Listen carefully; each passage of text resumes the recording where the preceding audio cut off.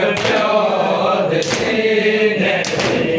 ਤੇ ਬੰਬ ਖਾਖਾ ਦੇ ਘਰ ਗਈ ਹੈ ਲੱਖ ਪਿਓ ਦਿੱਤੀ ਨੇ ਤੇ ਬੰਬ ਖਾ